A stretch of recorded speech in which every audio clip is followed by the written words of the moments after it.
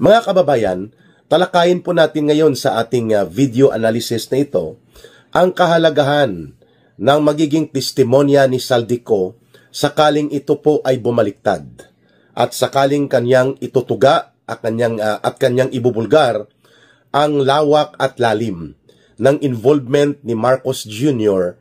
at ni Martin Romualdez sa pangkabuang arkitektong design, the architectural design of plunder and corruption, na hindi po ito magagawa ni Saldico na siya lang.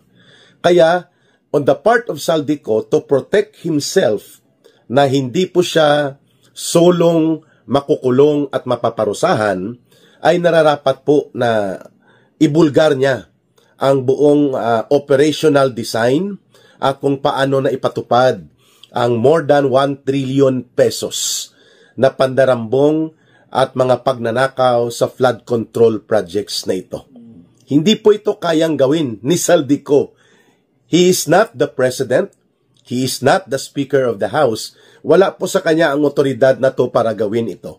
Si Saldico ay executioner, tagapagpatupad, tagapagkatay, tagapag-atado, tagapag-implementar ng buong disenyo kung papaano gagamitin ang pondo ng gobyerno, ang pondo ng mamamayan para kontrolin ang mga loyalty na mga kongresista, mga senador, at pati na po ang mga local officials na ginamitan ng pandarambong.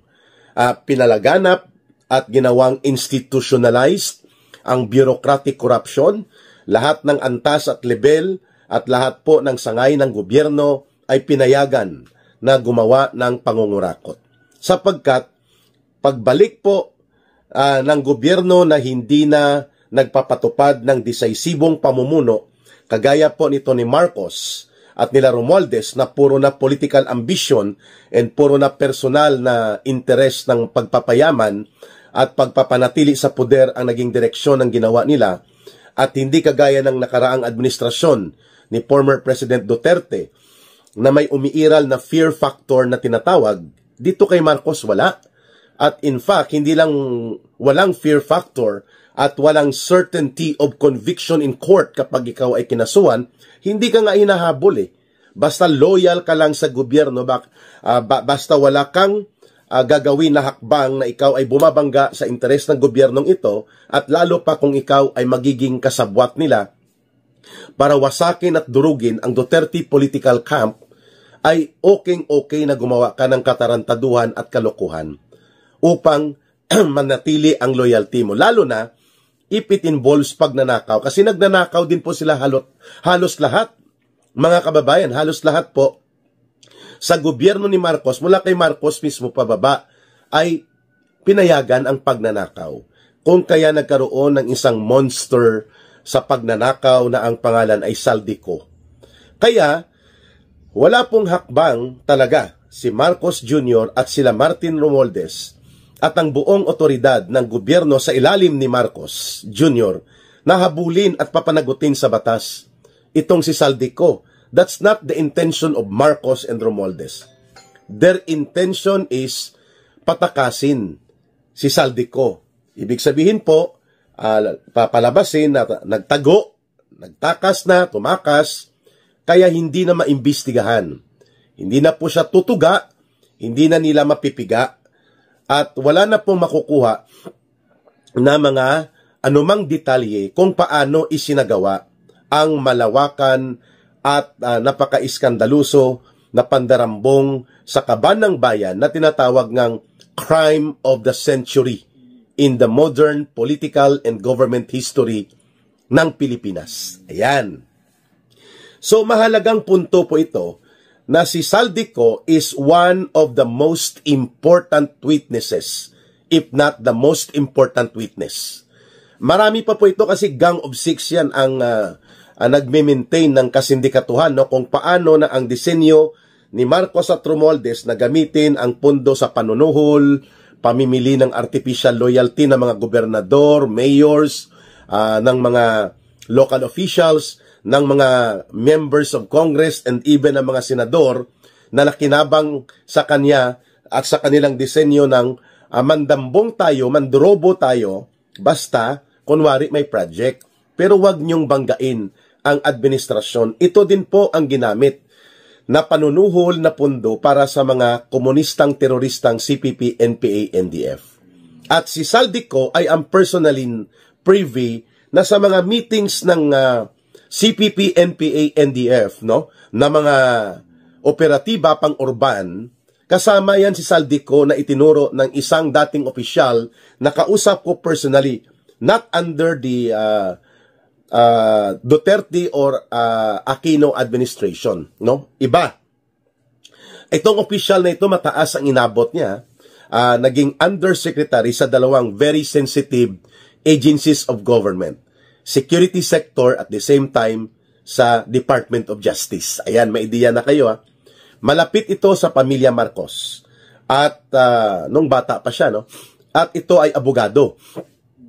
At ito ang nagsasabi na in 2 meetings na nakapag-attend siya dyan sa safe house na ginagamit nila Martin Romualdez, ay nandun si Saldico.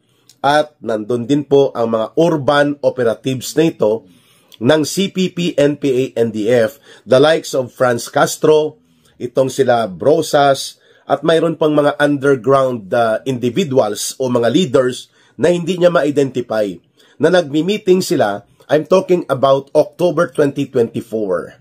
Bago pa sumambulat ang disenyo nila ng impeachment attacks versus the Vice President at ang pagpapadukot kay former President Rodrigo Duterte papunta na ipatapon sa ICC ang grupo ng National Urban Operations ng Communist Party of the Philippines. May dalawang organo yan, ano, na under sa Central Committee ng Communist Party of the Philippines. Ang isa ng tinatawag ay NOD, National Organizations Department.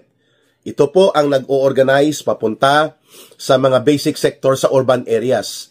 Sa sektor ng mga manggagawa, urban poor, transport groups, estudyante, kabataan, kababaihan, at mga informal sectors like mga vendors and mga urban poor groups. NOD po ang nag-o-organize dyan. At namumuno sa central staff organ ng Central Committee, National Organizations Department. Ang isa po ay ang NUFC, National United Front Commission. Ito naman po ang kumukumpas sa mga organisasyon ng party list ng CPP, NPA, NDF, pati po sa kanilang bagong alyansang makabayan o bayan, mga alliances and political operations, mga non-government organizations, church infiltration, among others, including sa government infiltration na mga sektor na ginagawa nila, pati sa mga doctors, nurses, lawyers. NUFC po yan. National United Front Commission. Itong si Saldico, itinuturo nito ni former Yusek, na hindi ko nababanggitin, no, ang kanyang pangalan, no. Si Yusek B na lang, letter B. Si Yusek B ay nandun po sa tinatawag na safe house, malaking bahay sa subdivision malapit lang dyan sa Batasang Pambansa Complex o sa House of Representatives. Sa dalawang meeting na yon noong October, mga kababayan, 1 week lang yatang pagitan, pinagpaplanuhan kung papaano dudurugin ang mga Duterte at ano ang gagamitin na approach. At doon lumabas po yung pagpapadukot kay Pangulong Duterte by assuming na mayroon na siyang arrest order from ICC at tatimingan na lumabas siya ng Davao City at upang magamit ang puwersa ng pulis na hindi malaki masyado ang resistance ng Duterte supporters, which nangyari nga nang pumunta sa Hong Kong si Pangulong Duterte at pagbalik niya pinadukot na siya nila Marcos. At ang isang pinagplanuhan doon ay ang pagwasak kay Vice President Sara Duterte. At doon sa meeting na yon, nandun po ang CPP, NPA, NDF. At binanggit nito ni Yusek B na ang pundo is sky's the limit. Kasi ito na, dito po kukunin sa mga pinagnanakaw nila na pundo, sa pinagnanakaw na mga projects na ito na hindi naman talaga na ipatupad, like the 1 trillion pesos na mga pinagnanakaw at dinambong ni Marcos at nila Romualdez mula sa flood control projects. Ginamit po ito para durugin ang Duterte political camp. At ito ay alam na alam ni Saldico kasi nang tinanong po siya ni Yusik B, letter B. B na lang, B. Si Yusik B, bakit nandito ang mga yan? Kasi kilala niya si Franz Castro at sila Brosas, no? Nakikita niya yan sa Congress. Sabi sa kanya ni Saldico, nandun na sa loob sila Martin Romualdez, si Tambaloslos at iba pa, no? Sila Dalipi, marami na mga core group nila sa Congress. Sinagot daw ni Saldico ang tanong ni Yusek B, ang mga yan, nasa inner sanctum yan ni Speaker. Okay. Inner sanctum. Sanctum, ibig sabihin nasa gulugod, nasa pinakasentro ng special operations ni Tambaloslos at nila Marcos, ang CPP, NPA, NDF. No? In fact, nag-offer na ako nito sa security sector that I am very much willing to provide a debriefing or mag-undergo ako ng debriefing. Ibig sabihin po, magpa-interview ako at pag-uusapan namin sa security sector, lalo na po sa National Security Council o kaya sa intelligence service, no, ng gobyerno na katanggap-tanggap din kay Eric upang i-discuss ko po itong mga nangyari na ito. Pero hindi ito pinansin ng gobyerno sa pagkatatamaan dito si Marcos at sila Romualdez. So ito ngayon ay nagpapatotoo kung bakit sky is the limit ang budget para durugin at paluhurin ang Duterte political camp at lalo na ang isinagawang highly organized, well-orchestrated na pagpapadukot kay Pangulong Duterte at iligal na pagpapatapon. Si Marcos po at sila Romualdez ang nagdisenyo nito at si Saldico ang nag-i-execute kung saan kukunin ang mga pundo, paano palusutin, at yun pala ay nanggaling sa pinandambong, pinagdurubuhan at kinulimbat na pundo sa mga tinatawag na flood control projects na ito. Yun! At in fact, ang eroplano na ginamit upang sa pilitan na maisakatuparan ang kompletong pagpapadukot at pagpapatapon kay Pangulong Duterte, eroplano na ginagamit ni Marcos sa pagpunta sa mga Mindanao o mga pag-ikot niya, pati sa mga Sulu, pati sa Cotabato, ito yung eroplano na nakikita yung sinakyan mismo ni Pangulong Duterte. And according to Manong Governor Chavit Singson, kahawig at most likely yun nga ang eroplano ni Martin Romualdez. Ayun, as alleged na binili niya kay Lusyutan sa halagang how much? Tumataginting na mga 500 million pesos. So parang bumibili lang ng lollipop at popcorn. Kung lumustay at gumastos ng pundo, itong mga mandarambong sa pundo ng bayan. Ganon. Ganon po ang nangyari, mga kababayan. Kaya, tuluyan na nilang pinataka si Saldico upang hindi na maimbestigahan. Design kung bakit ang mga involved direkta dito sa tinatawag na inner sanctum ni Romualdez o ang kanyang mga chop-chop boys. No? Bakit chop-chop boys ka, Eric? Kasi sila po ang nagcha-chop-chop ng pundo. Kaya chop-chop boys, pak-pak-pak-pak! ang kanilang team leader, si Saldico.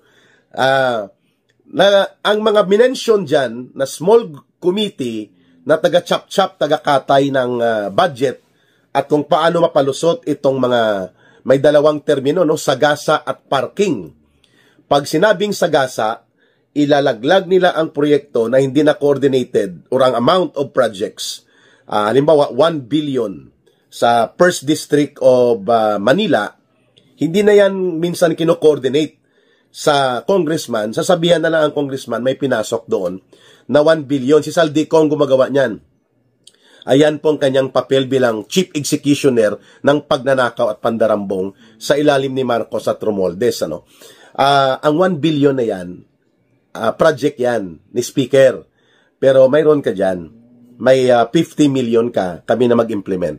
So kung ikaw, congressman, hindi ka napapalag kasi hindi ka naman mag-implement at wala ka namang gagawin kundi tumango. Bibigyan ka ng 50 million. Pero ang 1 billion na yon ay wala pa sa kalahati ang i-implement. That means mga 700 million ay nasa kay Saldico at kay Romualdez.